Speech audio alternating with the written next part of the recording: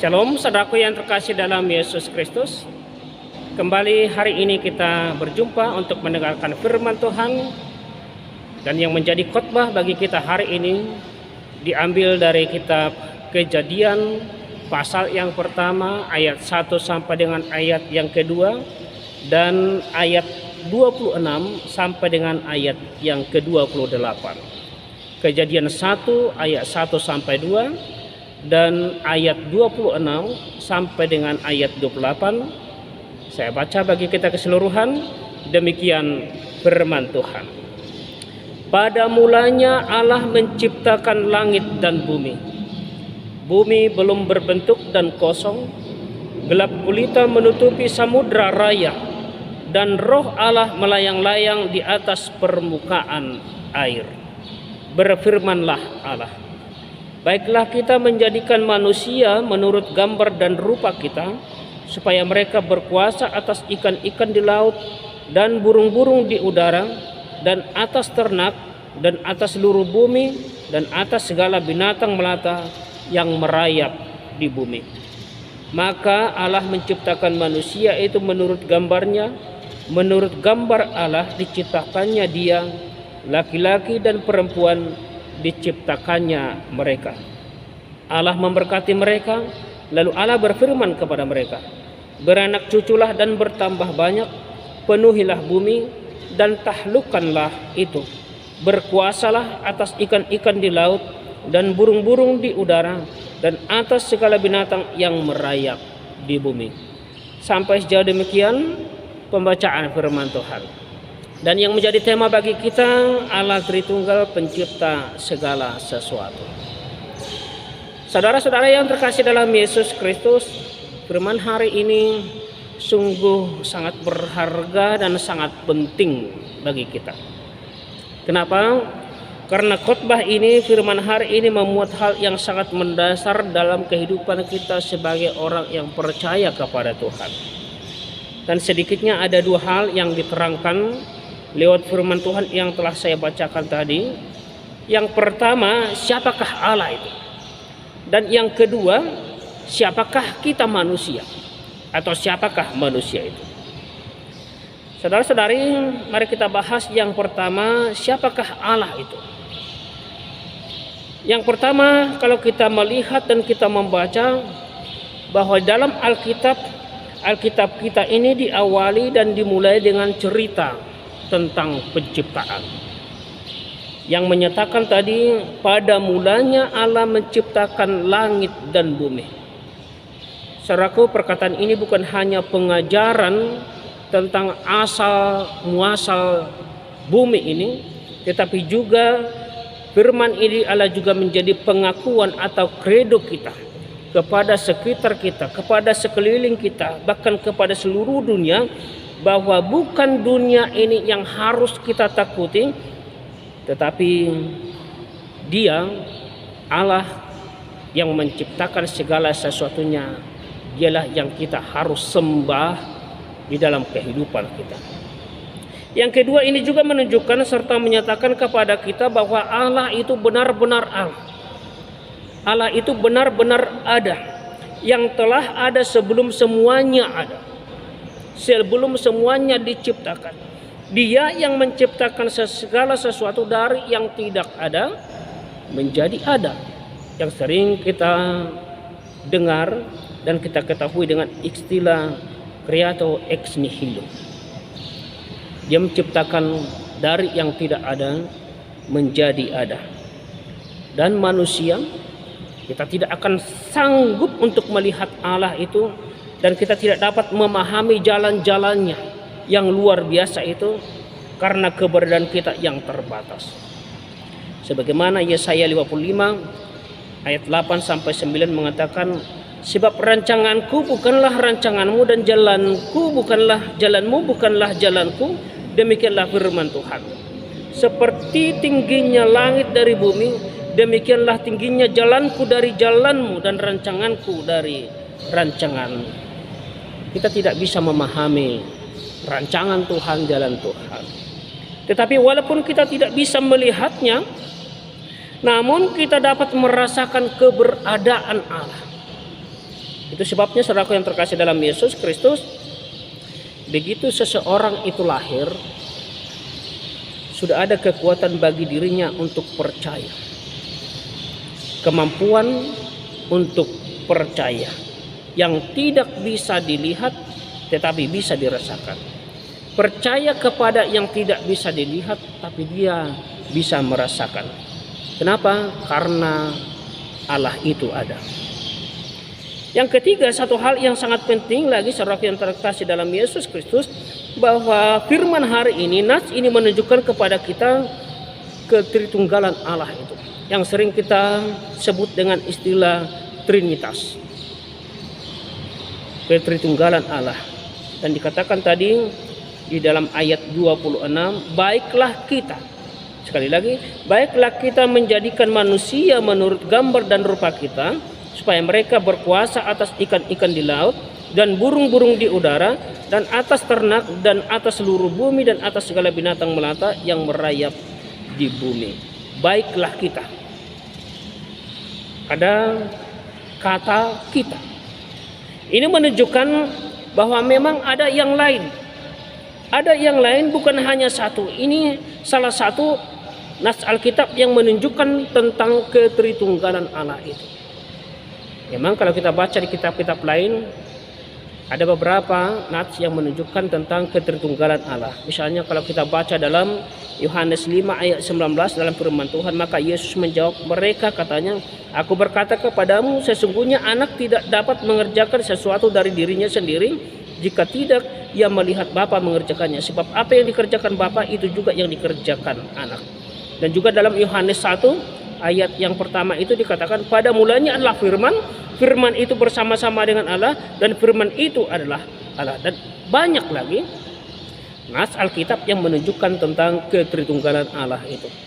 Dan yang kita ikrarkan pun dalam pengakuan iman kita, di dalam kehidupan persekutuan gereja kita, dikatakan dalam pengakuan iman rasuli, aku percaya kepada Allah Bapa, aku percaya kepada Yesus Kristus, aku percaya kepada Roh Kudus. Saudaraku yang terkasih dalam Yesus Kristus, sebenarnya dalam Alkitab tidak ada kata Tritunggal, tidak ada kata Trinitatis.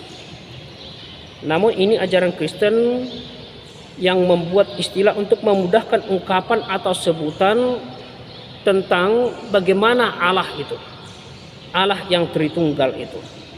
Namun hakikat ketritunggalan itu Allah sendiri yang memberitahukan kepada kita lewat Alkitab yang menjadi firman hari ini. Baiklah kita, kata firman Tuhan.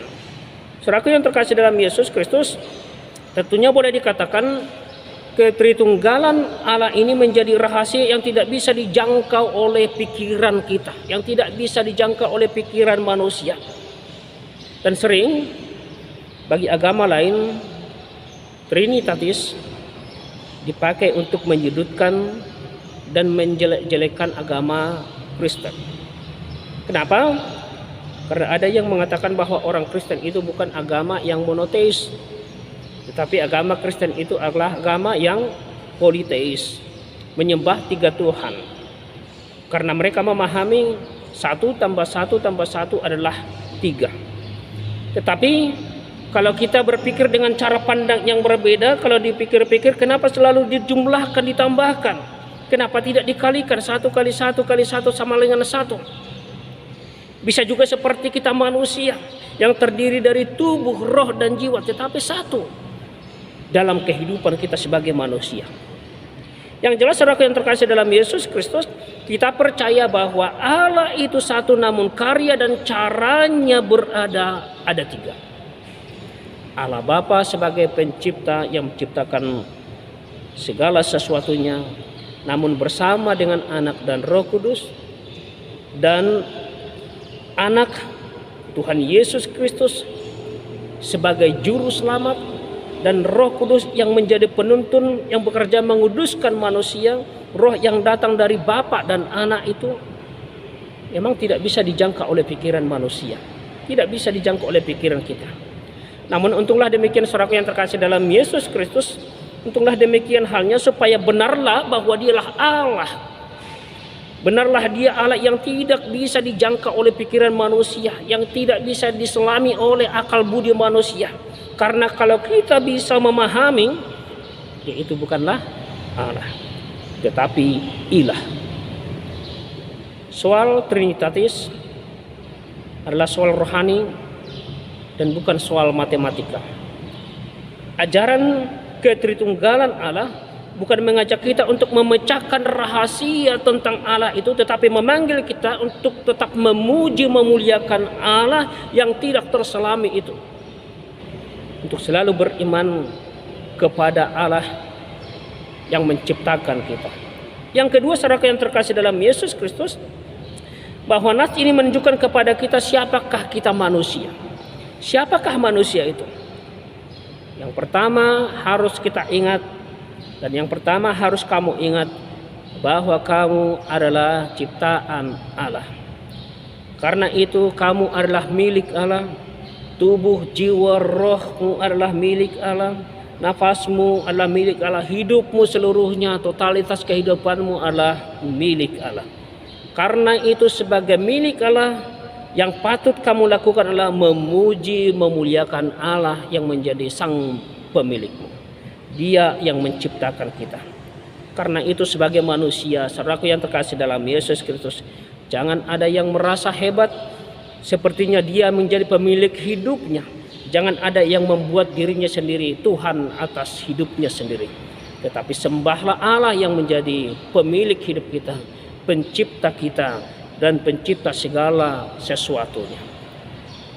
Yang berikut, saudara yang terkasih dalam Yesus Kristus, yang sangat penting yang harus kita ingat sebagai manusia, kita diciptakan segambar dan serupa dengan Allah, sebagaimana firman Tuhan tadi dalam ayat 27. Maka Allah menciptakan manusia itu menurut gambarnya, menurut gambar Allah diciptakannya dia, laki-laki dan perempuan diciptakannya mereka. Tuhan menciptakan manusia segambar dan serupa dengan Allah. Imago Dei. Luar biasa.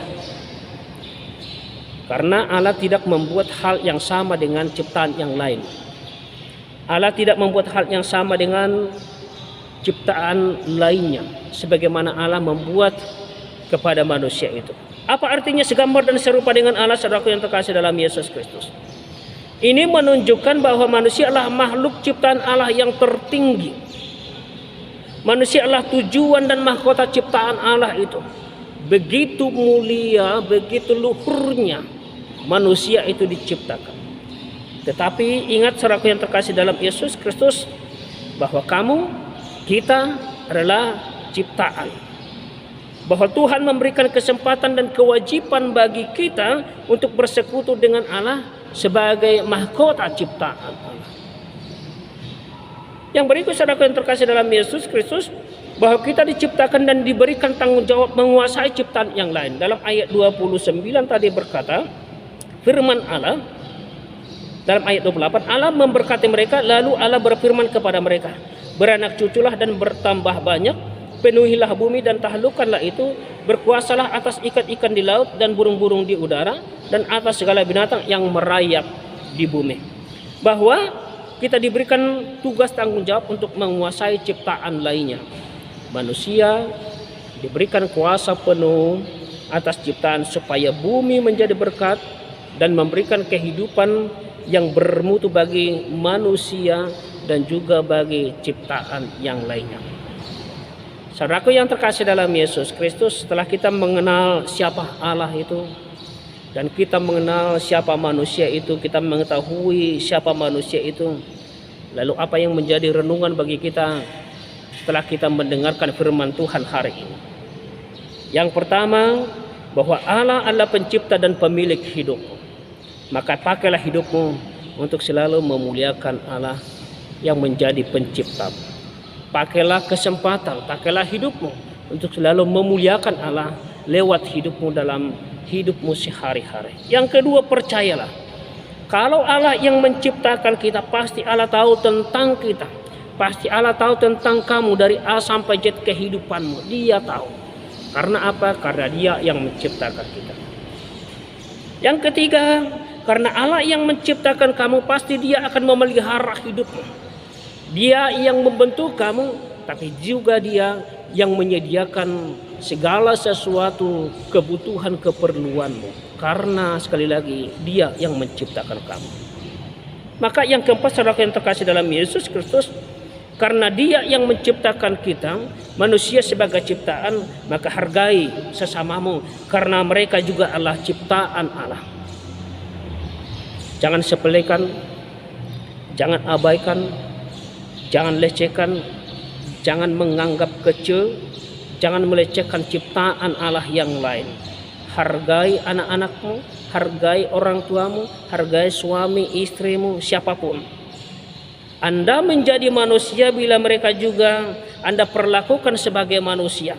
Tetapi bila ada orang yang memperlakukan orang lain seperti binatang, dia telah terlebih dahulu membuat dirinya sebagai binatang. Maka hargai sesamamu. Sekali lagi, hargai orang tuamu, hargai suami, istri, anak sebagai ciptaan Allah. Karena kita sama-sama diciptakan Allah.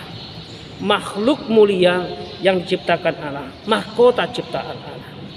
Yang terakhir, saudaraku yang terkasih dalam Yesus Kristus, apa yang menjadi renungan? Pelihara dan lestarikan ciptaan Allah. Sebagaimana Allah berfirman tadi, beranak cucu dan bertambah banyak, penuhi bumi dan taklukkanlah itu. Berkuasalah atas ikan-ikan di laut dan burung-burung di udara dan atas binatang yang merayap di bumi. Pelihara dan lestarikan, menjaga kelestarian ciptaan Allah. Karena semuanya itu Allah ciptakan untuk apa? Untuk menjadi berkat dalam kehidupan kita. Dan berkat itu kita boleh hanya pakai untuk kemuliaan Bapa di surga. Kemudian Allah Tritunggal pencipta segala sesuatu. Tuhan Yesus memberkati kita semua. Amin.